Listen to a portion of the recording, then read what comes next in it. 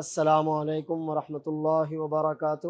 بسم اللہ الرحمن الرحیم والحمد للہ رب العالمین والصلاة والسلام علی رسول اللہ وعلی آلہ واصحابہ واتباعہ الی یوم الدین، اما بعد۔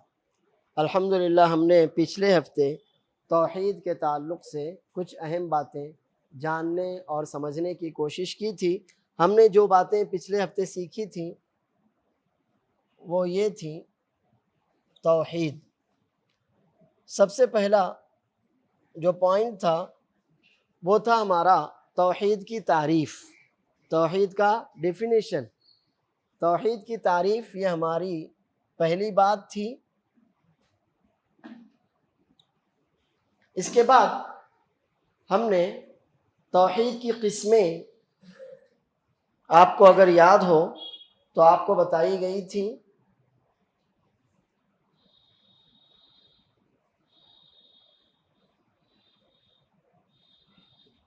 توحید کی قسمیں، امید ہے کہ آپ کو یاد ہوگا۔ توحید کی 3 قسمیں ہیں۔ سب سے پہلی قسم ہے ربوبیت،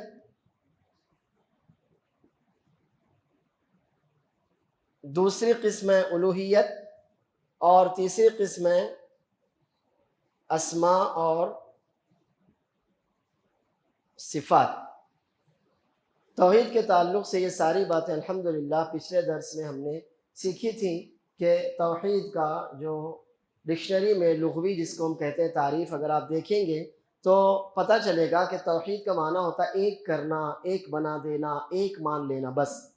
لیکن جب آپ اپنی شریعت کی ٹرمز میں، اصطلاح شریعت جس کو ہم کہتے ہیں، آپ اس کا معنی دیکھیں گے تو پائیں گے کہ اس کا معنی ہوتا ہے، اس کا مفہوم ہوتا ہے کہ اللہ تعالیٰ کو ایک جاننا، ایک ماننا، بس۔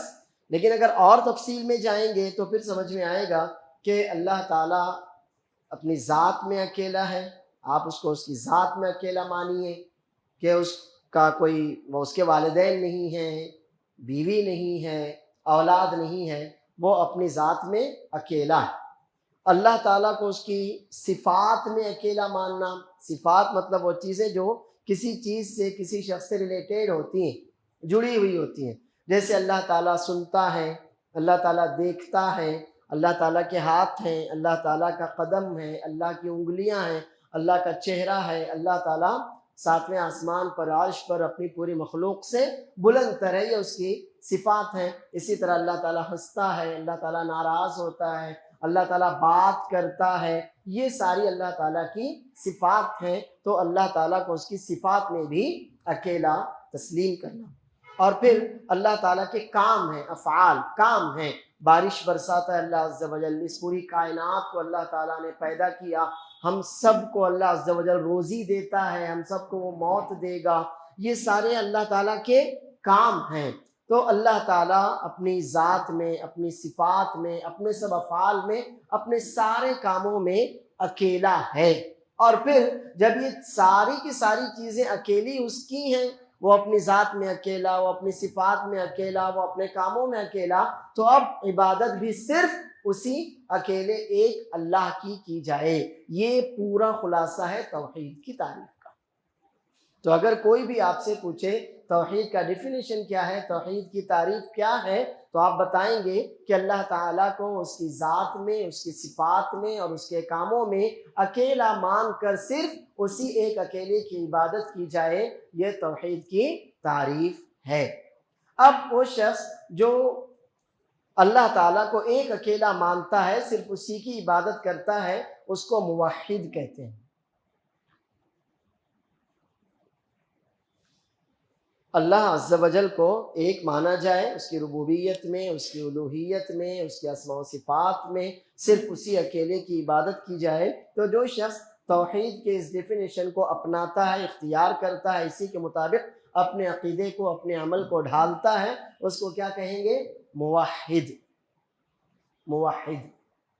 یہ الحمدللہ پھر ہم نے توحید کی تعریف کے بعد جو دوسری چیز سیکھی تھی وہ یہ تھی کہ توحید کی 3 قسمیں جو ابھی ڈیفینیشن میں نے آپ کو بتایا کہ توحید ربوبیت، اللہ عز و جل اپنے سارے کاموں میں اکیلا ہے، اس کا کوئی کاموں میں بھی کوئی شریک نہیں، اس پوری کائنات کو، سورج کو، چاند کو، ستاروں کو، ہم انسانوں کو، جنات کو، فرشتوں کو اسی نے پیدا کیا، وہی موت دے گا، پوری کائنات کا سسٹم اس نے بنایا، وقت اس نے مقرر کیا، سمندر اس کے، ہوا اس کی، پانی اس کا، سب کچھ اس کا ہے۔ یہ اللہ عز و جل کی ربوبیت ہے۔ تو ان کاموں کے کرنے میں اللہ تعالیٰ کو کسی بھی مددگار کی، تعاون کرنے والے کی ضرورت نہیں پڑی، نہ اللہ عز و جل کو کسی سے مشورہ کرنا پڑا، نہ کسی سے پوچھنا پڑا، اور نہ کوئی اس لائق ہے کہ کوئی اللہ عز و جل کو مشورہ دے سکے یا اللہ کے کسی کام میں شریک ہو سکے۔ اس کے بعد پھر دوسری چیز تھی ہماری توحید الوہیت۔ توحید الوہیت یعنی اب جب آپ نے یہ جان لیا، یہ مان لیا کہ اللہ تعالیٰ اپنی ذات میں اکیلا ہے، سارے کام اس کے، سارے کام اس کے ہیں، اس کے علاوہ کوئی کسی لائق نہیں، اللہ عز و جل کو کوئی مشورہ نہیں دے سکتا، اللہ عز و جل کے کاموں میں کوئی شریک نہیں ہو سکتا، اللہ تعالیٰ اگر کچھ ٹھان لے تو کوئی روک نہیں سکتا۔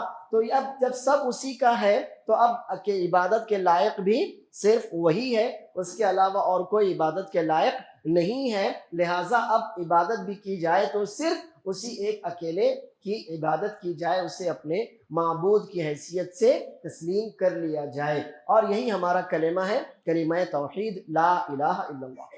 یہی ہمارا کلمہ ہے، کلمہ توحید لا الہ الا اللہ، اور یہ توحید کی سب سے اہم ترین قسم ہے، اور یہ توحید کی سب سے اہم ترین قسم ہے۔ اسی لیے بعض علماء نے جو اتنی بڑی تعریف، ڈیفینیشن میں نے آپ کے سامنے رکھا، بعض علماء کہتے ہیں اکیلے اللہ تعالیٰ کی عبادت کی جائے، بس یہی توحید، کیونکہ یہی مقصود ہے۔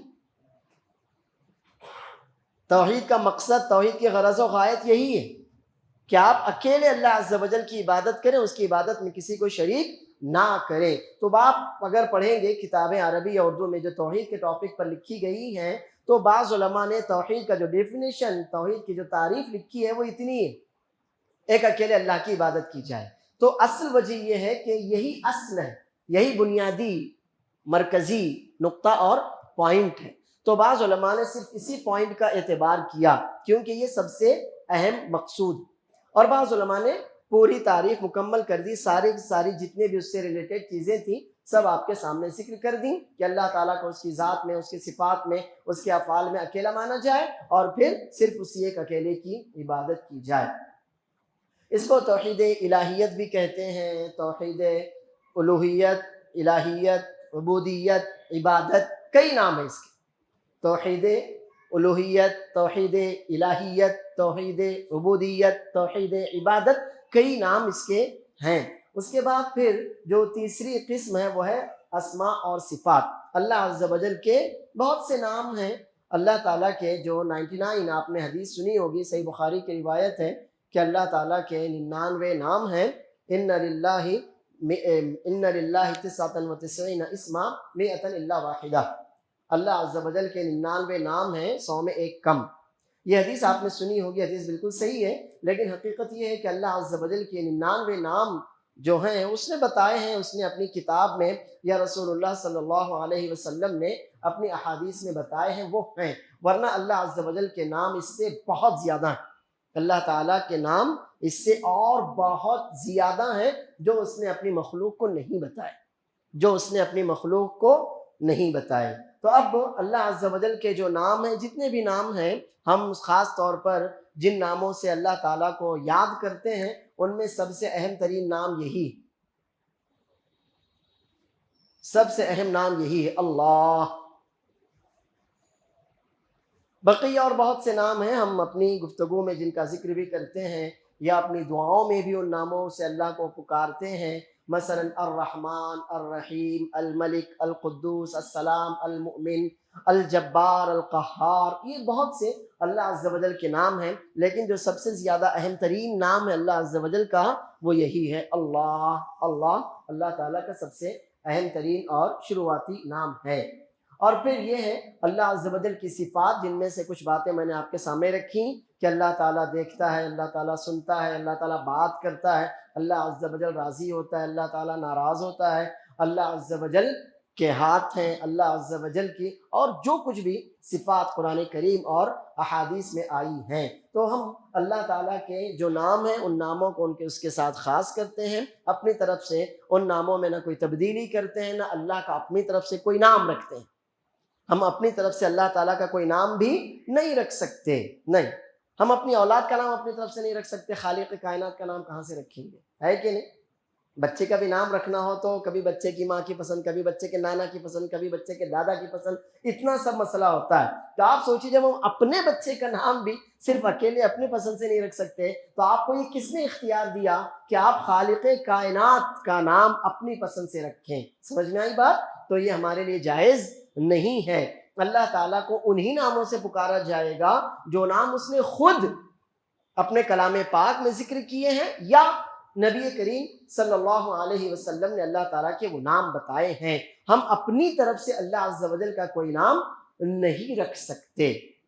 اور پھر اسی کے بعد اللہ کی جو صفات ہیں، اللہ عز و جل یہ پوری کائنات کا خالق ہے، مالک ہے۔ اب جو بھی اللہ تعالیٰ کا چہرہ کیسا ہے، نہیں ہمیں زندگی میں نہیں پڑھنا ہے، ختم ہے۔ اللہ عز و جل حی، زندہ ہے۔ اب زندہ، اب میں سوچوں زندہ رہنے کے لیے تو سانس بھی چاہیے، پھیپھڑے بھی چاہیے، خون بھی چاہیے، نہیں، یہ ہمارے لیے چاہیے۔ اللہ عز و جل ان ساری چیزوں سے بے نیاز ہے، بے پرواہ، اس کو ان ساری باتوں کی کوئی حاجت نہیں ہے۔ تو اللہ تعالیٰ کے جتنے بھی نام ہیں، جیسے بھی نام ہیں، جو بھی نام ہیں، اور اللہ عز و جل کی جو بھی صفات ہیں، اللہ تعالیٰ اپنے ناموں اور صفات میں اکیلا ہے، وہ ہماری ڈیفینیشن کا محتاج نہیں ہے۔ ہماری سمجھ میں وہ باتیں آ جائیں تو الحمدللہ، اور اگر ہماری سمجھ میں وہ بات نہ آئے تو زبردستی بال کی کھال نکالنے کی کوئی ضرورت نہیں ہے۔ آپ یہ کہیں کہ جیسے اللہ عز و جل کے لائق ہوگا، جیسے اس کی شان کے لیے مناسب ہوگا، اللہ عز و جل کی وہ صفت ویسی ہے۔ مثلا صحیح حدیث سے آپ کو معلوم ہوگی، اللہ ہم کو توفیق دے اس پر عمل کرنے کی، وہ یہ کہ اللہ عز و جل رات کے آخری تیسرے پہر، رات کا آپ 3 حصوں میں ڈیوائیڈ کیجئے۔ رات کب ہوتی ہے؟ رات کے 1 بجے رات نہیں ہوتی، وہ تو واپس سے دن کی طرف شروعات ہو جاتی ہے۔ سورج ڈوبا رات ہوئی۔ رات کب ہوتی ہے؟ سورج ڈوبا رات ہوئی، سورج غروب ہوا رات ہوئی۔ تو اب مغرب کی نماز جو ہم پڑھتے ہیں وہ رات کی نماز ہے، وہ دن کی نہیں۔ مغرب کی نماز ہم نے رات میں پڑھی۔ اللہ فرماتا ہے ثم اتموا الصیام الی اللیل، دوسرے پارے سورہ بقرہ کی آیت ہے کہ آپ اپنا روزہ پورا کیجئے، کب تک؟ لیل، رات تک۔ رات کب؟ سورج ڈوبا۔ اب سورج ڈوبنے کے بعد جو حصہ شروع ہوا وہ رات ہے۔ تو اب وہاں سے رات شروع ہوتی ہے اور طلوع فجر صادق تک، طلوع فجر صادق تک رات رہتی ہے، اس کے بعد پھر دن طلوع ہو جاتا ہے۔ تو اب مثلا مان لیتے ہیں کہ ابھی سورج ڈوب رہا ہے مثلا 6:30 بجے، تھوڑا سا کم زیادہ، اور فجر صادق جو طلوع ہو رہی ہے مان لیتے ہیں 5 بجے۔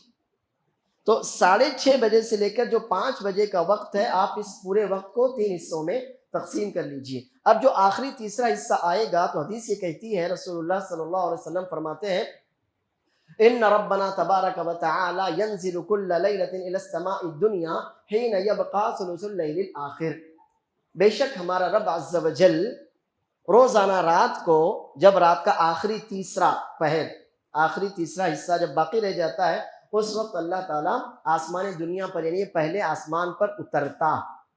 ینزل، نزل ینزلو کا مطلب اترنا۔ اللہ عز و جل پہلے آسمان پر اترتا ہے اور آواز لگاتا ہے کوئی مجھ سے مانگنے والا کہ میں اسے دوں، مجھ سے دعا کرنے والا اس کی دعا قبول کروں، مجھ سے مغفرت مانگنے والا کہ میں اس کو بخش دوں، معاف کر دوں۔ تو اب حدیث کیا کہتی ہے؟ اللہ تعالیٰ اترتا۔ کیسے؟ اللہ بہتر جانے، بس جیسے اللہ عز و جل کے لیے لائق ہوگا۔ ہم ایمان رکھتے ہیں کہ اللہ تعالیٰ اترتا ہے، بس اب کیسے اترتا ہے؟ جیسے اللہ عز و جل کی شان کے لائق ہوگا، جیسے اس کی عظمت کے لیے مناسب ہوگا، وہ ویسے اترتا ہے۔ اس کیفیت کو جاننا میرا اور آپ کا کام نہیں ہے، اس کیفیت کو جاننا میرا اور آپ کا کام نہیں ہے، بس اس وقت سے فائدہ اٹھانا میرا اور آپ کا کام ہے۔ اس کیفیت کو جاننا میرا اور آپ کا کام نہیں ہے، لیکن اس وقت سے فائدہ اٹھانا یہ ہمارا کام ہے۔ تو ہم وقت سے فائدہ اٹھانا چھوڑیں اور کیسے اور کیا اور کیوں میں پڑ جائیں تو یہ بے وقوفی ہے۔ شیطان اسی طرح سے لوگوں کے دماغوں سے کھیلتا ہے۔ تو یہ ہے اللہ عز و جل کے اسماء، یعنی نام، نیمز، اور یہ صفات کوالٹیز، جو بھی اللہ عز و جل کی اچھی اچھی صفات ہیں ہم ان سب پر ایمان رکھتے ہیں، ویسے ہی جیسے ایمان رکھنے کا تقاضا ہے، اللہ عز و جل کی ذات کے لیے مناسب ہے، زیبا ہے اور اس کو سجتی ہیں، ویسے ہی یہ الحمدللہ ہم نے پچھلے ہفتے جو توحید کا درس پڑھا تھا اس کو آج ہم نے آپ کے لیے دوہرا دیا، کیونکہ آپ میں سے کچھ لوگ ماشاءاللہ نئے یہاں موجود ہیں اور دوسرے کے بعض دفعہ دہرانے سے زیادہ سمجھ میں بھی آ جاتی ہے کوئی بات اور اس کا تاکید بھی اس کی ہو جاتی ہے اور کچھ پوائنٹس نئے بھی ہمارے سامنے آ جاتے ہیں۔ آج ہمارا جو ٹاپک ہے وہ اسی سے ریلیٹڈ ہے اور وہ ہے شرک۔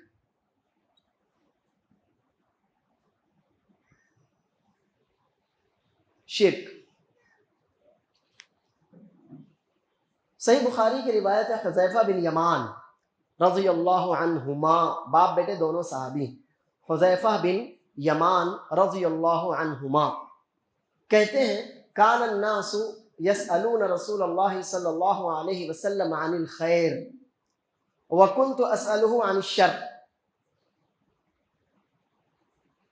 کان الناس یسألون رسول اللہ صلی اللہ علیہ وسلم عن الخیر وکنت اسألہ عن الشر مخافۃ ان یدرکنی۔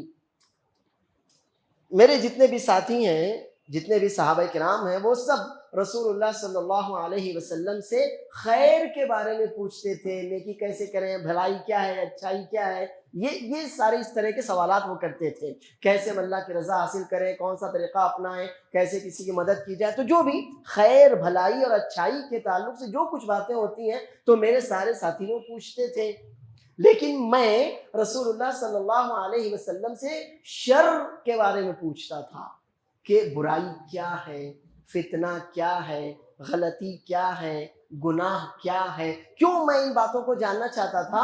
مخافۃ ان یدرکنی، اس ڈر سے کہ کہیں ایسا نہ ہو میں جان ہی نہ پاؤں اور گناہ کر بیٹھوں، مجھے معلوم ہی نہیں وہ کام غلط، میں نہیں جانتا، اب میں نے کر لیا اچھا سمجھ کر تو گناہ ہو گیا نا مجھ کو۔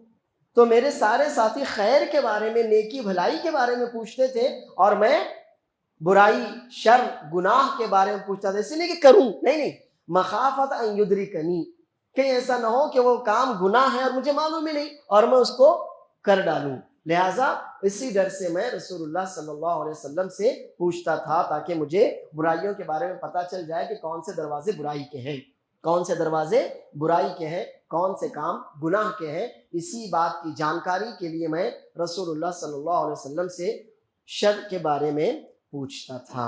اور یہ بھی ایک حقیقت ہے کہ بعض دفعہ ایسا ہوتا ہے کہ کوئی چیز ہے جب تک آپ اس کے اپوزٹ کو ذکر نہ کریں آسانی سے سمجھ میں نہیں آتی۔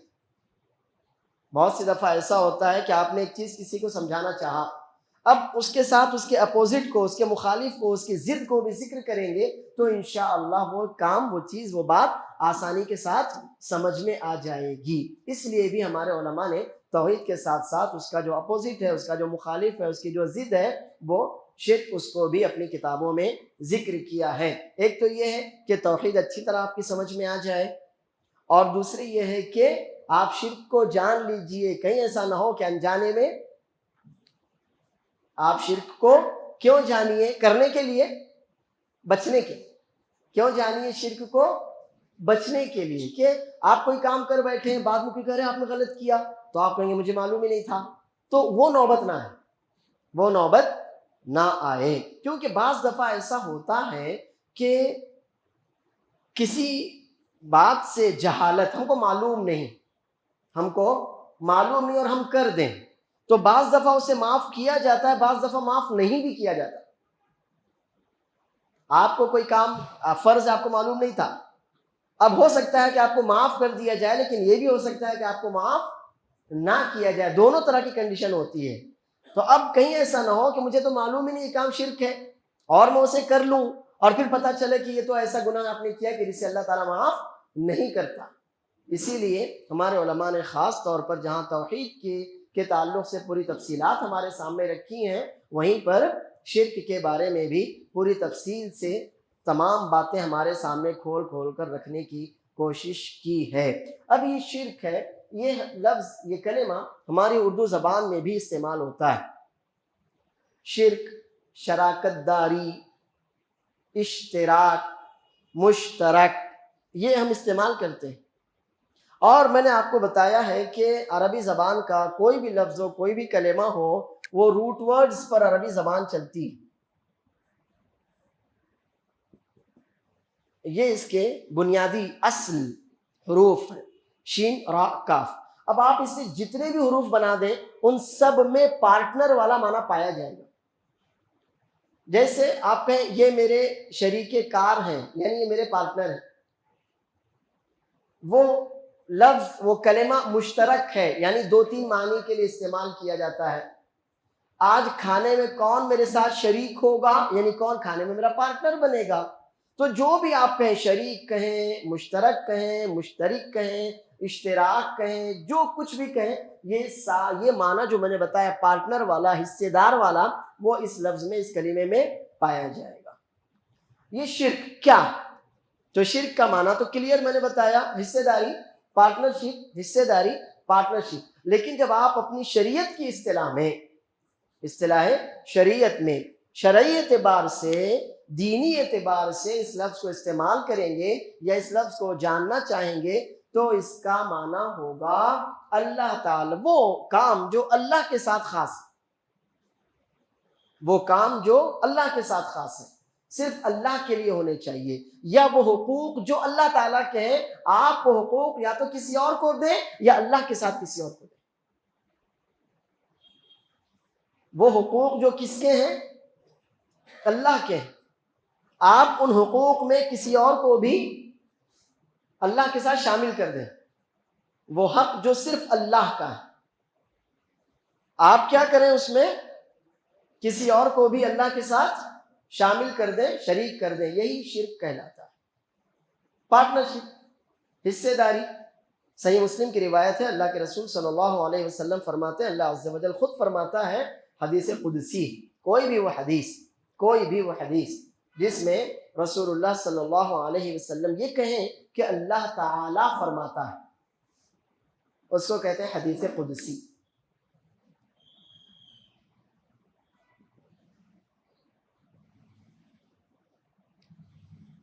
اس کو کہتے ہیں حدیث قدسی، کوئی بھی وہ حدیث جس میں نبی کریم صلی اللہ علیہ وسلم یہ کہیں کہ اللہ تعالیٰ فرماتا ہے، اللہ تعالیٰ نے فرمایا، اللہ عز و جل نے فیصلہ کیا، جو بھی اللہ تعالیٰ کا جہاں نام آئے تو وہ ہوگی حدیث قدسی۔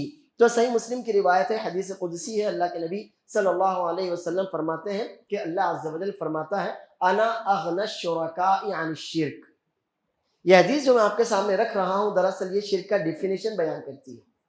یہ حدیث جو میں آپ کے سامنے رکھنے والا ہوں، یہ حدیث آپ کو شرک کی تعریف کا مطلب ہمیشہ دھیان میں رکھنا، تعریف ہم جو اردو میں کہتے ہیں نا، اس کا مطلب ہوتا ہے اچھائی، اس کی کیا تعریف ہے، یعنی اچھائی بیان کرنا۔ لیکن جب ہم کہتے ہیں اس کی یہ حدیث شرک کی کیا تعریف ہے تو وہاں مانا ہوگا ڈیفینیشن کیا ہے، یعنی شرک کہتے کس کو ہے۔ وہاں پر تعریف یعنی شرک کی اچھائی نہیں بیان کی جا رہی، بلکہ شرک کا ڈیفینیشن بیان کیا جا رہا ہے کہ شرک کہتے کس کو ہیں، شرک کیا ہے۔ تو یہ حدیث جو انشاءاللہ میں آپ کے سامنے ابھی رکھنے والا ہوں، صحیح مسلم کی روایت ہے، اللہ کے رسول صلی اللہ علیہ وسلم فرماتے ہیں، اللہ عز و جل فرماتا ہے، انا اغنی الشرکاء عن الشرک من عمل عملا اشرک معی فیہ غیری ترکتہ وشرکہ۔ میں شرک سے، حصے داری سے بہت دور رہنے والا ہوں، اغنا، بے نیاز ہوں، بے پرواہ ہوں، مجھے کوئی حاجت نہیں۔ میں شرک سے، حصے داری سے، پارٹنرشپ سے بہت دور رہنے والا ہوں۔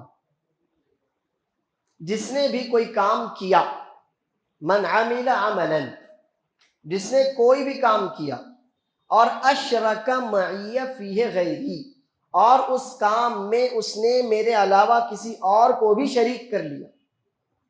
جس نے کوئی کام کیا اور اس کام میں، یا کام سے مراد ہے عبادت، جس نے کوئی کام کیا اور اس کام میں اس نے میرے علاوہ کسی اور کو بھی پارٹنر بنا دیا، میرے علاوہ کسی اور کا بھی حصہ رکھ دیا، ترکتہ وشرکہ، دونوں کو میں چھوڑ دیتا ہوں، میں اس بندے کو بھی چھوڑ دیتا ہوں اور اس کے اس شرک کو، اس حصے کو اور اس سے حصے دار کو بھی چھوڑ دیتا ہوں، مجھے کسی کی پھر کوئی پرواہ نہیں رہ جاتی۔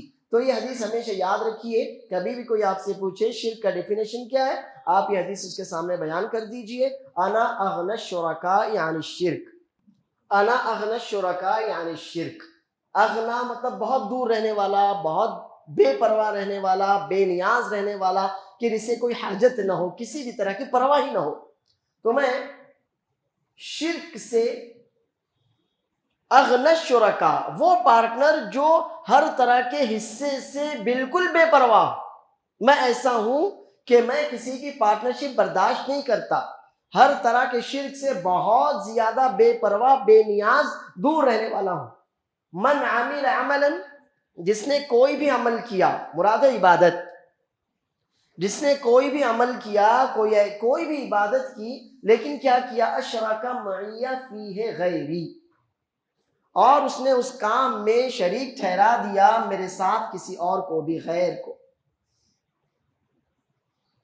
اس نے کیا کیا، اس کام میں، اس عبادت میں کسی اور کو بھی، کسی دوسرے کو بھی میرے ساتھ شریک ٹھہرا دیا، ترکتہ، میں اس کو ترک کرنا، آپ سمجھتے ہیں کہ ترک کرنا چھوڑ دینا، میں اس کو چھوڑ دیتا ہوں، اور وہ شرکہ، اس کے شرک کو بھی، یعنی اس نے جو حصہ میرے لیے رکھا تھا نا، میں اس حصے کو بھی چھوڑ دیتا ہوں، مجھے اس کی کوئی حاجت نہیں ہے، لے تو نے جس کو شریک ٹھہرایا تھا یہ اسی کو دے دے لے جا کر، مجھے نہیں چاہیے، تو میں اس کو بھی چھوڑ دیتا ہوں، اور جو حصہ اس نے میرے لیے رکھا تھا میں اس کو بھی چھوڑ دیتا ہوں۔ تو اللہ تعالیٰ کس نے گویا تین کو چھوڑ دیتا ہے، ایک تو اس مشرک کو، دوسرے وہ جو عبادت تھی جو اللہ کا حصہ تھا اس کو، اور تیسرے اس پارٹنر کو، اور تیسرے اس پارٹنر کو۔ تو اللہ تعالیٰ سب کو چھوڑ دیتا ہے، اللہ عز و جل کو کسی کی کوئی حاجت باقی نہیں رہ جاتی۔ یہ ہے شرک کا ڈیفینیشن، حدیث ہے، حدیث قدسی ہے، صحیح مسلم کی روایت ہے، شرک کا ڈیفینیشن ہے۔ اب جیسے ہم نے توحید کی تعریف کی تھی، اور یعنی اس کا ڈیفینیشن کیا تھا، اور اس کے بعد اس کی قسمیں آپ کے سامنے رکھی تھیں، اب شرک کی بھی قسمیں ہیں۔ شرک کی تین قسمیں ہیں، کتنی؟ تین، شرک کی تین قسمیں ہیں۔ سب سے پہلا شرک اکبر،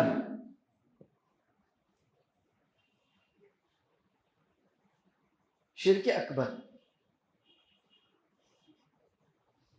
یہ وہ شرک ہے، ڈیفینیشن کیا ہے اس کا، اس کی تعریف کیا ہے؟ شرک اکبر کا مطلب آپ کو اللہ کے لیے جو کرنا چاہیے تھا آپ نے وہ کام کسی اور کے لیے کر دیا، یا کوئی کام آپ نے اللہ کے لیے کیا اور اس کے ساتھ ساتھ کسی اور کو بھی پارٹنر بنا دیا۔ مثلا آپ ذبح کریں، ذبح صرف اللہ کے لیے کرنا چاہیے تھا، آپ کسی بابا کے نام پر کریں، کسی پیر فقیر کے نام پر کریں۔ نام پر کرنے کا مطلب نہیں کہ جیسے میں اپنی طرف سے کر رہا ہوں، نہیں، نام پر کرنے کا مطلب اس کو راضی کرنے کے لیے، اس کو راضی کرنے کے لیے کریں، تو یہ عبادت اللہ کے لیے ہونی چاہیے تھی، کسی اور کے لیے کی گئی، یہ شرک ٹھہرا۔ دعا مانگنا، مجھے اولاد چاہیے، اب اللہ سے مانگنے کی بجائے کوئی کیا کرے، جا کر کسی بابا، پیر، فقیر، کسی مزار، کسی قبر پر مانگے، تو یہ کیا ہے؟ دعا اللہ کا حق ہے، اس نے کیا کیا؟ اللہ عز و جل کا حق کسی اور کو دے دیا۔ دعا اللہ کا حق ہے، عبادت صرف اللہ کا حق ہے، تو اس نے عبادت اللہ کے علاوہ کسی اور کا بھی اس میں حصہ شامل کر دیا، تو یہ شرک اکبر۔ اور شرک اکبر اس کا حکم یہ ہے، حکم کا مطلب یہ ہوتا ہے کہ اس کا نتیجہ کیا ہوگا۔ شرک اکبر کا نتیجہ ہے کہ یہ شرک اگر کوئی کرتا ہے، عبادت اللہ کے لیے کرنی چاہیے تھی، غیر اللہ کے لیے اگر کوئی کرتا ہے، سجدہ اللہ کے لیے کوئی غیر اللہ کے لیے کرے، ذبح کرنا اللہ کے لیے کوئی غیر اللہ کے نام پر کرے، دعا اللہ سے مانگی جاتی کوئی غیر اللہ سے مانگے، تو اس کا نتیجہ یہ ہوگا کہ ایسا آدمی مشرک کہلائے گا، اور ایسا آدمی اپنے شرک کی وجہ سے اسلام سے باہر ہو جائے۔ اس کا نتیجہ یہ ہوگا کہ اگر کوئی اس طرح کا بڑا شرک کرتا ہے تو ایسا آدمی اپنے جرم کی وجہ سے مشرک کہلائے گا، اور اس جرم کے نتیجے میں کیا کہلائے گا؟ کافر کہلائے گا، مشرک کہلائے گا، اسلام سے خارج ہو جائے گا۔ سمجھ میں آئی بات؟ اسلام سے خارج ہو جائے گا۔ تو شرک اکبر کا نتیجہ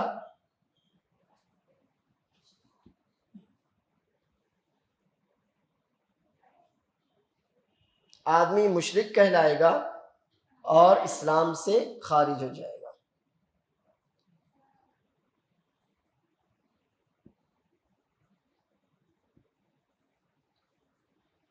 اور پھر آگے آپ تو جانتے ہی ہیں، اللہ عز و جل فرماتا ہے ان اللہ لا یغفر ان یشرک بہ ویغفر ما دون ذلک لمن یشاء۔ اللہ عز و جل شرک معاف نہیں کرتا، شرک کے علاوہ جو گناہ جس کے لیے چاہے اللہ عز و جل معاف کر دے۔ تو اسی سے ہمارے علماء کرام یہ کہتے ہیں کہ اگر کوئی شرک پر مرتا ہے تو اس کی معافی ممکن نہیں، اگر کوئی شرک پر مرتا ہے تو اس کی معافی ممکن نہیں ہے، اس کی معافی کا کوئی چانس نہیں ہے۔ ہاں دنیا میں کسی آدمی سے شرک ہوا، اس کو احساس ہوا، سمجھ میں آیا اس کے کہ یہ غلط ہے، نہیں کرنا چاہیے تھا، اللہ نے اس کو ہدایت دی، توفیق دی، اس نے اللہ عز و جل سے کہا اللہ معاف کر دے، تو اللہ عز و جل کے یہاں توبہ کے دروازے کھلے، تو اللہ عز و جل کے یہاں توبہ کے دروازے کھلے۔ بس بندہ ایک بار کہہ دے اللہ مجھ سے غلطی ہو گئی، معلوم نہیں تھا، یا شیطان نے بہکا دیا تھا، میں نے غلط کام کر لیا، شرک کر لیا، کفر کر لیا، جو بھی اللہ معاف کرے، یہ کر لیا وہ کر لیا، اللہ تو مجھے معاف کر دے۔ اللہ عز و جل کے یہاں توبہ کے دروازے بند نہیں ہوتے، انسان کے مرنے تک اس کے لیے توبہ کا دروازہ اللہ کے یہاں کھلا رہتا ہے۔ لیکن اگر کوئی مر گیا شرک کرتا ہوا تو صحیح بخاری اور صحیح مسلم کی روایت ہے من مات وهو يدعو للہ ندا دخل النار، جس کی وفات حالت شرک میں ہوئی ہو وہ جہنم میں جائے گا۔ من مات وهو يدعو للہ ندا دخل النار، جو اللہ کے ساتھ شریک ٹھہراتے ہوئے مرے گا وہ جہنم میں جائے گا۔ تو جو بھی شرک اکبر کرتا ہوا مرے گا وہ جہنم میں جائے گا۔ جیسے کہ آپ جانتے ہیں رسول اللہ صلی اللہ علیہ وسلم جن لوگوں کے درمیان بھیجے گئے تھے ان کا شرک اکبر تھا۔ ان کا شرک کون سا تھا؟ شرک اکبر تھا۔ مثلا مورتوں کے آگے ان کا جھکنا، مورتوں سے مرادیں مانگنا، ان کے لیے نظر و نیاز کرنا، ان کے نام پر قربانیاں کرنا، اور ساری جو عبادت کی قسمیں ہوتی ہیں وہ انہی کے لیے کرتے تھے۔ تو یہ شرک تھا، یہ شرک اکبر ہے۔ شرک اکبر کرنے والے کو مشرک کہتے ہیں، اور جو آدمی مشرک ہوتا ہے اس کو اسلام میں اس کا کوئی حصہ نہیں ہوتا، وہ اسلام سے باہر ہے۔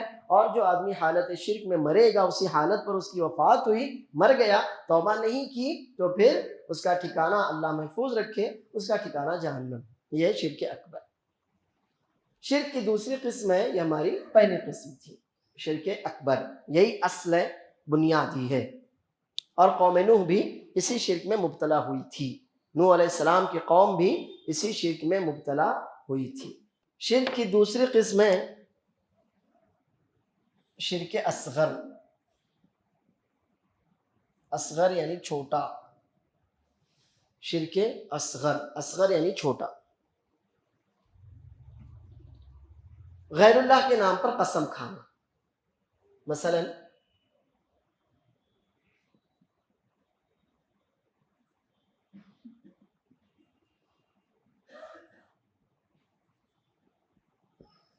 آدمی مومن ہوتا ہے، مسلمان ہوتا ہے، اللہ عز و جل کی وحدانیت کا اقرار کرتا ہے، لیکن جانے میں انجانے میں یا معاشرے سے متاثر ہو کر یا شیطان کے بہکاوے میں آ کر وہ اللہ کے علاوہ کی قسم کھاتا ہے، ماں کی قسم، باپ کی قسم، بچے کی قسم۔ یہ ایک مثال۔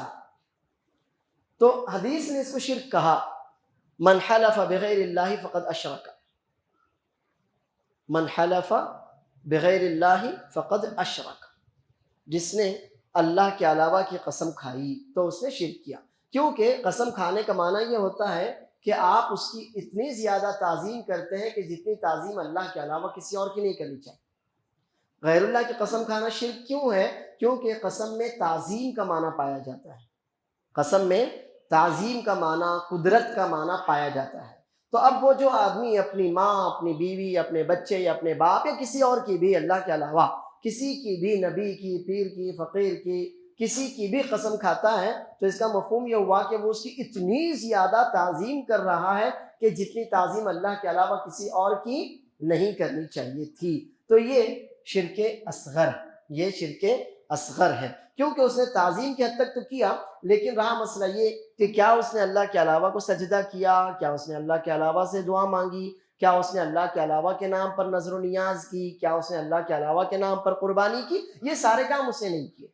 جو غلطی اس سے ہوئی وہ تعظیم کی غلطی تھی، جو غلطی اس سے ہوئی وہ کون سی غلطی تھی؟ تعظیم کی غلطی تھی، لیکن چونکہ غلطی بڑی تھی لہٰذا وہ شرک، لیکن چونکہ غلطی بڑی تھی لہٰذا وہ شرک، اور جب شرک ہے لیکن چونکہ ڈائریکٹ عبادت والا شرک نہیں ہے، عبادت والا شرک نہیں ہے، عبادت والا شرک تو اکبر ہے، آدمی ختم، اب اس کا دین میں کوئی حصہ نہیں رہا، یہ عبادت والا شرک نہیں ہے، اس میں آدمی نے اللہ کے علاوہ کسی اور کی عبادت نہیں کی، اللہ کے علاوہ کے لیے نہ سجدہ کیا، نہ نظر و نیاز کی، نہ منت مانی، اور نہ جو بھی عبادت کی قسمیں ہوتی ہیں وہ اس نے اللہ کے علاوہ کے لیے نہیں کی، صرف تعظیم کی حد تک بات تھی، تو چونکہ گناہ بڑا تھا لہٰذا اس کو شرک کہا گیا، مگر چونکہ عبادت والا مسئلہ نہیں تھا لہٰذا اس کو کیا کہا گیا؟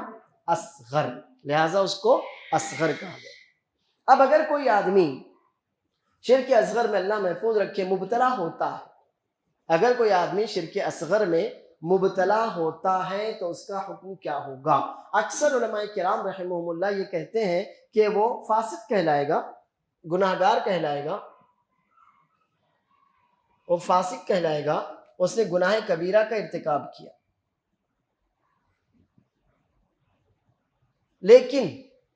لیکن آپ اسے مشرک نہ کہیں، آپ اسے مشرک نہ کہیں۔ کیوں نہ کہیں؟ اس لیے کہ اس نے عبادت میں کسی کو شریک نہیں ٹھہرایا، اس لیے کہ اس نے عبادت میں شرک کیا کیا نہیں، لہٰذا آپ اس کو مشرک نہ کہیں۔ ہاں اس نے فسق کیا، وہ فاسق ہے، اس نے گناہ کبیرہ کیا، وہ گناہ گار ہے۔ اب رہا مسئلہ یہ کہ کیا اس کی معافی ہے؟ تو وہی بات ہے، اگر اس نے توبہ کر لی اللہ عز و جل سے تو بے شک معافی ہے، لیکن آخرت کا کیا معاملہ ہے؟ اگر کوئی آدمی اسی شرک اصغر پر مر گیا تو اس کا کیا معاملہ ہے؟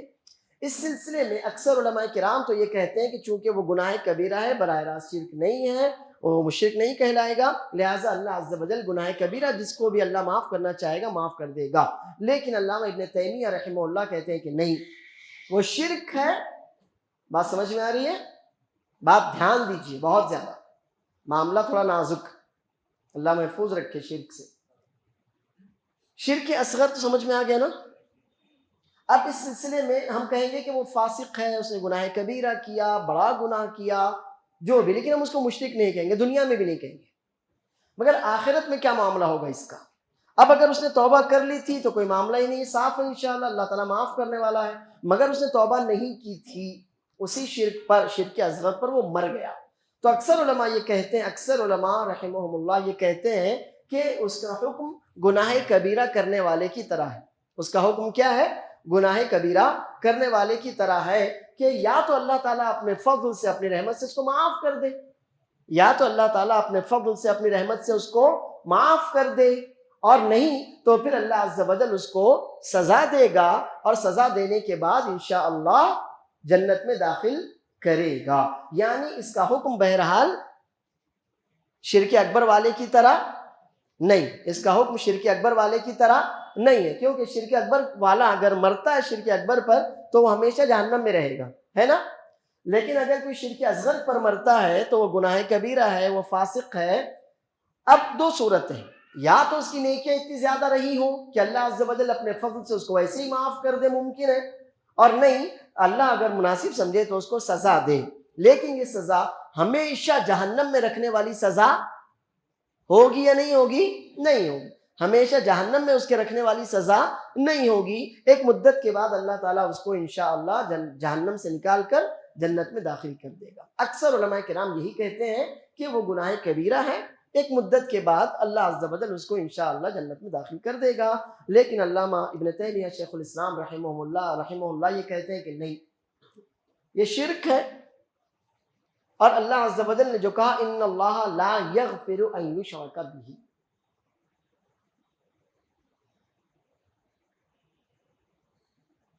سمجھ میں آ گیا کہ اگر وہ بغیر توبہ کیے مر جاتا ہے تو قیامت میں اس کی معافی کا کوئی چانس نہیں ہے نا؟ نازک مسئلہ نازک مسئلہ ہے نا. ٹھیک ہے، اکثر علماء جو کہتے ہیں وہ میں نے آپ کے سامنے رکھا کہ وہ گناہ کبیرہ کر رہا ہے، انشاءاللہ امید ہے کہ اللہ عز و جل اس کو معاف کر دے گا سزا دینے کے بعد. لیکن شیخ الاسلام ابن تیمیہ رحمہ اللہ، ان کے شاگرد علامہ ابن قیم رحمہ اللہ اور بہت سے علماء کرامی کہتے ہیں کہ نہیں، شرک ہے.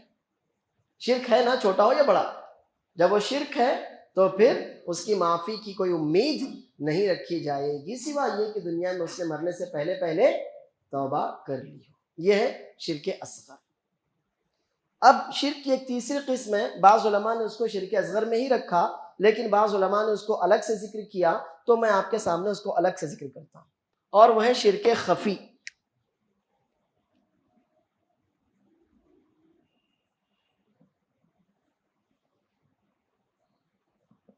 خفی کا مطلب چھپا ہوا،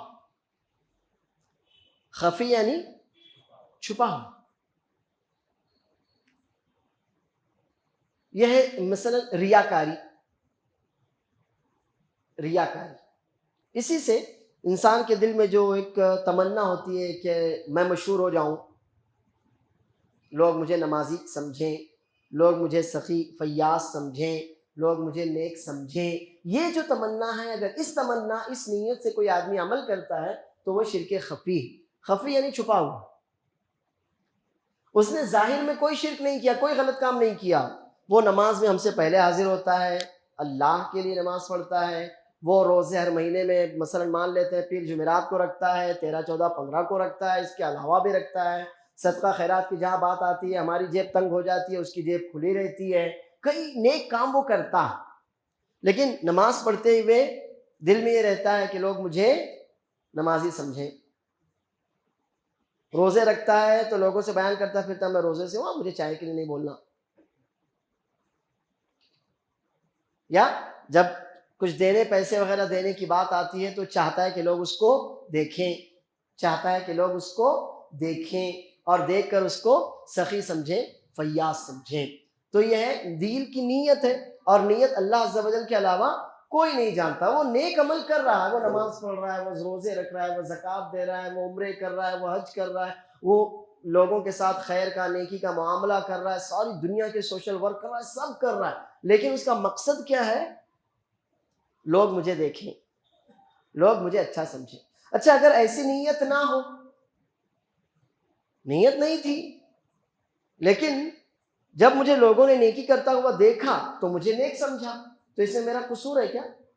نہیں. لیکن اگر میری نیت تھی لوگ مجھے اچھا سمجھیں تو پھر قصور ہے کہ نہیں ہے نا. اگر میں ہمیشہ پہلی صف میں امام کے ساتھ حاضر رہوں، جب بھی کوئی خیر کا کام کرنا ہو میں لوگوں سے بڑھ چڑھ کر خیر کروں، تو اس میں کوئی حرج نہیں، تو بہت اچھی بات ہے. میری نیت بھی صاف ہے، میں نہیں چاہتا تھا کہ لوگ مجھے اچھا سمجھیں، مگر اللہ عز و جل نے میری اچھائیاں لوگوں کے سامنے پیش کر دی، تو یہ میرے لیے خیر کا سبب ہے. مگر دل میں کھوٹ تھا. دل میں کیا تھا؟ کھوٹ. لوگ مجھے اچھا سمجھیں، لوگ مجھے نمازی سمجھیں، لوگ مجھے روزہ دار سمجھیں، لوگ مجھے سخی اور فیاض سمجھیں، تو پھر یہ کھوٹ ہے. اسی کو کیا کہتے ہیں؟ شرک خفی. کیا کہتے ہیں اس کو؟ شرک خفی. کیونکہ بظاہر آدمی اپنے ظاہر میں کوئی گناہ نہیں کر رہا ہے، ظاہر میں کوئی گناہ نہیں کر رہا ہے، اللہ کے علاوہ کسی کے لیے کچھ نہیں کر رہا، اس کا سجدہ اللہ کے لیے، مگر دل میں چور ہے کہ لوگ مجھ کو اچھا سمجھے، میں مشہور ہو جاؤں، مجھے عزت ملے، لوگ میری تواضع کریں. اس طرح کا اگر کچھ ہے تو پھر وہ شرک خفی ہے.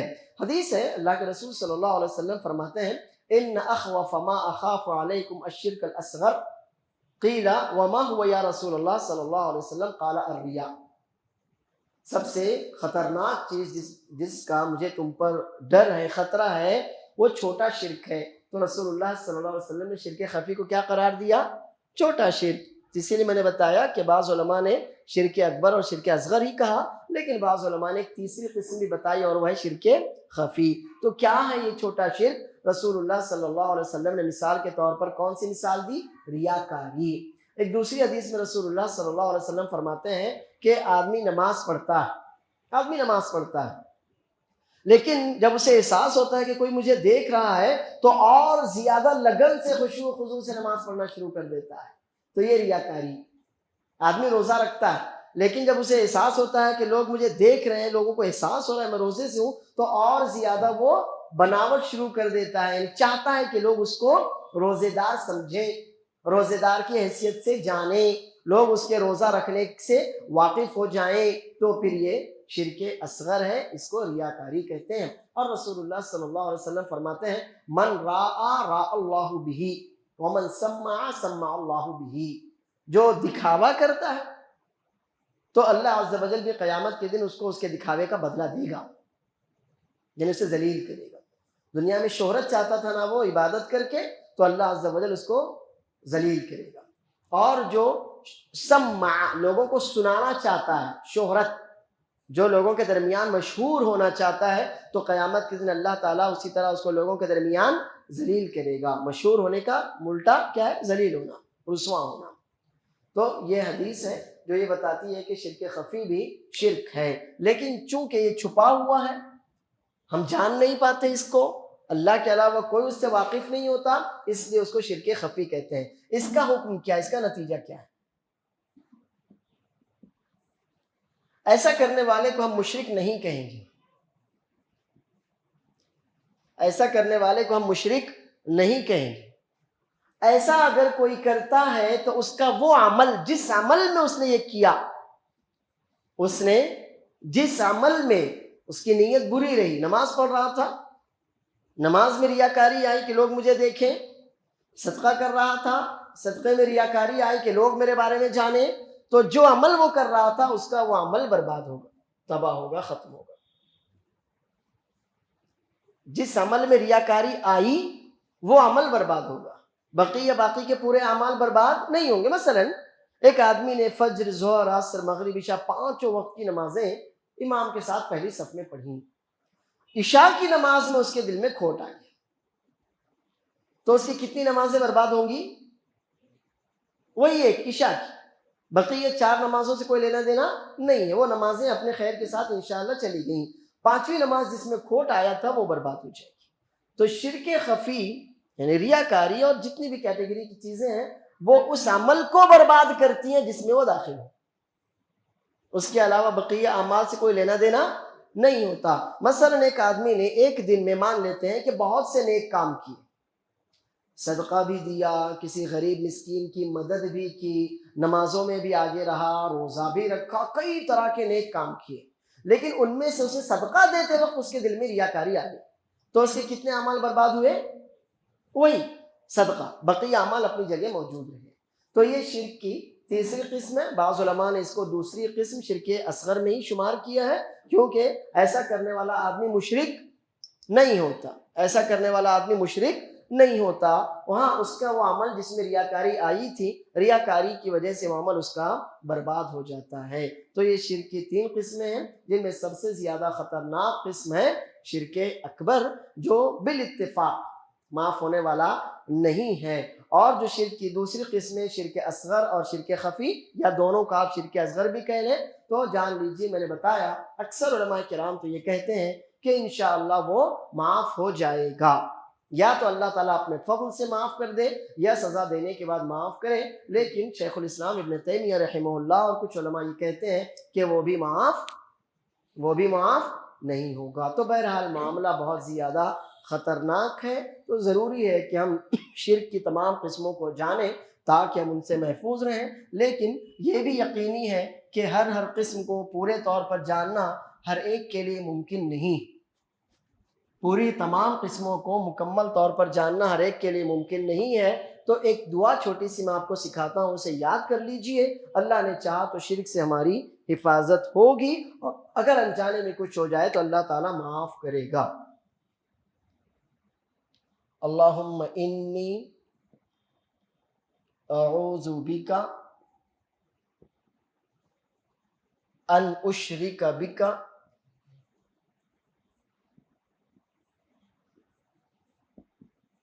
وانا اعلم واستغفرک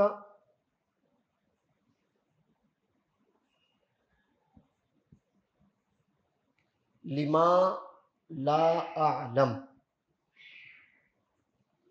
اللہم انی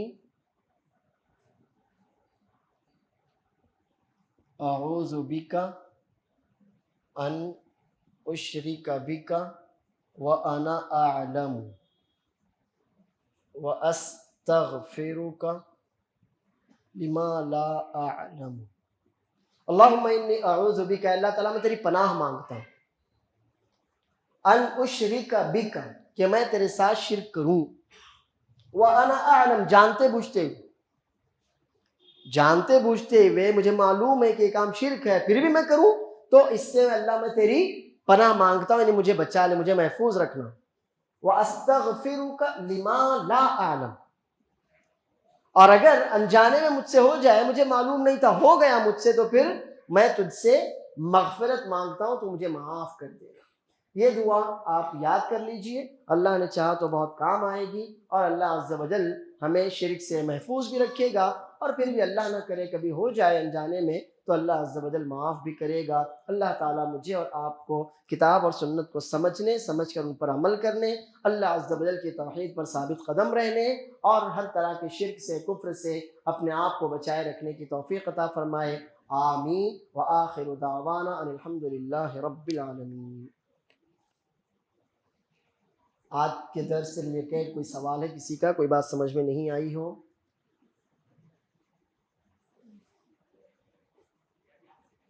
ہاں، ریاکاری، جی، کیسے بچا جائے ریاکاری سے؟ دیکھیے آپ یہ جان لیجئے ریاکاری سے کیسے بچا جائے۔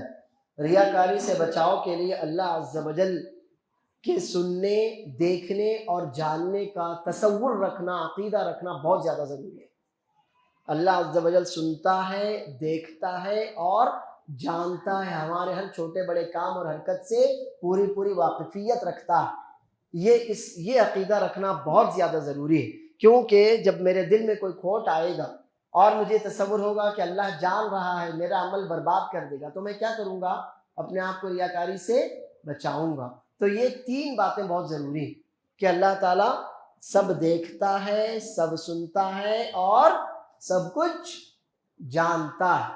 ان باتوں کو جتنا زیادہ مضبوطی کے ساتھ آپ اپنے دل میں رکھیں گے، اتنا ہی زیادہ اللہ تعالیٰ آپ کو ریاکاری سے، شہرت طلبی سے محفوظ رکھے گا انشاءاللہ، واللہ اعلم۔ ہاں دیکھیے ہمارے بھائی نے یہ سوال کیا، وہ سوال مجھے احساس تھا جب میں حدیث آپ کے سامنے رکھ رہا تھا، لیکن چونکہ وہ ٹاپک آگے آئے گا انشاءاللہ توحید الاسماء والصفات میں۔ وہ یہ ہے کہ اب حدیث یہ کہتی ہے رات کے آخری تیسرے پہر اللہ تعالیٰ آسمان دنیا پر، پہلے آسمان پر اترتا ہے۔ تو اب رات کا آخری تیسرا پہر دنیا کے کئی علاقوں میں الگ الگ ہوتا ہے۔ ابھی ہمارے یہاں پر رات کے 10:30 بج رہے ہیں، سعودیہ والے ہم سے 2.5 گھنٹہ پیچھے، وہاں پر 8 بج رہے ہیں، امارات والے ہم سے 1.5 گھنٹہ پیچھے، وہاں پر 9 بج رہے ہیں۔ تو اسی اعتبار سے امریکہ والے 12 گھنٹے پیچھے ہیں، رشیا والے 15 گھنٹے پیچھے ہیں۔ تو اسی طرح سے رات کا آخری تیسرا پہر جب ہمارے یہاں پر ہوگا تو سعودیہ والے آدھی رات میں ہوں گے، جب ہمارے یہاں سورج نکل جائے گا، جب سعودیہ والوں کے یہاں فجر کا ٹائم ہوگا۔ اسی طرح سے پھر جب ہم اور آگے بڑھ جائیں گے تو ہم سے پیچھے والوں کے یہاں رات کا آخری پہر ہوگا۔ تو ہم کیسے سمجھیں؟ تو کیا یہ سمجھیں اللہ عز و جل ہمیشہ پہلے آسمان پر اترتا ہی رہتا ہے؟ تو میں نے آپ کو بتایا مختصراً، ابھی بس اتنا جان لیجئے کہ اللہ عز و جل ویسے اترتا ہے جیسے اس کے لیے لائق ہے، زیبا ہے، جیسے اس کی ذات کو سجتا ہے، جیسے اس کے لیے مناسب ہے۔ بقیہ اللہ تعالیٰ کی صفات کی بال کی کھال اتارنا، جن چیزوں کا علم ہمیں نہیں دیا گیا، زبردستی ان کو جاننے کے پیچھے پڑے رہنا، یہ اہل السنہ والجماعہ کا طریق نہیں ہے، یہ اہل السنہ والجماعہ کی روش نہیں ہے۔ بس میں نے اسی وقت آپ کو یہ بتایا کہ آپ اس کو اور زیادہ کھنگالنے کی کوشش نہ کریں، اپنا کام نکالیں۔ اپنا کام کیا نکالنا ہے؟ اپنا کام کیا نکالنا ہے؟ ہاں، آپ اس ٹائم سے فائدہ اٹھائیں۔ دوسری بات، یہ جو رات اور دن کا تصور ہے، یہ جس طرح سے ارتھ ہماری زمین کے لیے ہے، ایسے سارے پلینٹس کے لیے نہیں ہے۔ یہ جو رات اور دن کا تصور ہے نا، یہ ہماری زمین کے لیے جس طرح سے سارے پلینٹ کے لیے نہیں ہے۔ آپ کو معلوم ہوگا، میرے سے زیادہ آپ نے سائنس پڑھی ہے، کہ ہمارا یہ جو سولار سسٹم ہے، اس میں تو ایک سورج ہے، باقی کے 8-9 ہی ہے، اتنے ہی ہے نا۔ لیکن ہماری گیلیکسی جو ہے وہ صرف سولار سسٹم پر نہیں ہے، ہماری گیلیکسی میں ایسے سسٹم اور زیادہ ہیں، اور اس کائنات میں ابھی ہزاروں گیلیکسیز ہیں. سمجھتے ہیں آپ؟ تھوڑی بہت سمجھ رہی میری بات؟ ہماری اس کائنات میں ابھی ایسی ہزاروں گیلیکسیز ہیں جہاں تک ہماری پہنچ نہیں ہو سکی. خود اپنی گیلیکسی ہم ابھی تک پوری طرح نہیں جان سکے. اپنے جو پلینٹس ہمارے ساتھ سولار سسٹم میں ان کی ساری پوری معلومات ہم کو ابھی تک نہیں ہو سکی. تو یہ جو چھوٹی سی دنیا یہ بہت چھوٹی ہے. یہ جو ارتھ ہے ہماری زمین یہ کتنی چھوٹی معلوم آپ کو؟ یعنی اگر اس کے سامنے سورج کو رکھ دیا جائے تو کئی ہزاروں زمینیں ایک سورج کے اندر آ جائیں گی. کتنی زمینیں آئیں گی ایک سورج کے اندر؟ کئی ہزاروں زمینیں. اور یہ سورج بھی بہت چھوٹا ہے. یہ سورج بہت چھوٹا ہے. ہماری گیلیکسی میں سے بہت بڑے بڑے ستارے ہیں کہ جن کے اندر ہمارے یہ پورا سولار سسٹم کئی بار آ جائے گا, کئی ٹائم آ جائے گا, کئی ٹائم. تو اب اللہ عز و جل کی ذات تو پوری مخلوق میں سب سے بڑی. اللہ اکبر کیا کہتے ہیں اذان میں؟ اللہ اکبر من کل شیء. تمام چیزیں جن کا آپ تصور کر سکتے ہیں نا ان سب سے اللہ بڑا. تو زمین کتنی ہوگی جس پر یہ 1/3 اور 2/3 رات ہو رہی ہے؟ کتنی ہے زمین؟ یعنی اگر آپ پوری گیلیکسی کا فوٹو بنائیں گے تو زمین تو کہیں آئے گی بھی نہیں. اگر آپ پوری گیلیکسی کا فوٹو کھینچیں گے تو یہ ارتھ کہیں نظر بھی نہیں آئے گی. تو اس ارتھ کے لیے اللہ عز و جل کی طرف سے جو اترنا ہے وہ کتنا ہوگا آپ سوچ لیجئے. سمجھ میں آیا نا؟ وہ تو حساب کے کسی پیمانے پر بھی نہیں آئے گا. یعنی اتنا ہلکا زلزلے کا اثر کہ ریئیکٹر پر اس کو گنا بھی نہ جا سکے, جانچا بھی نہ جا سکے. تو واللہ عالم, باقی جو بات میں سمجھتا تھا آپ کے سامنے رکھی. وباللہ التوفیق وآخر دعوانا الحمدللہ رب العالمین. اللہ نے چاہا تو اگلے ہفتے پھر ملاقات ہوگی. والسلام علیکم ورحمۃ اللہ وبرکاتہ.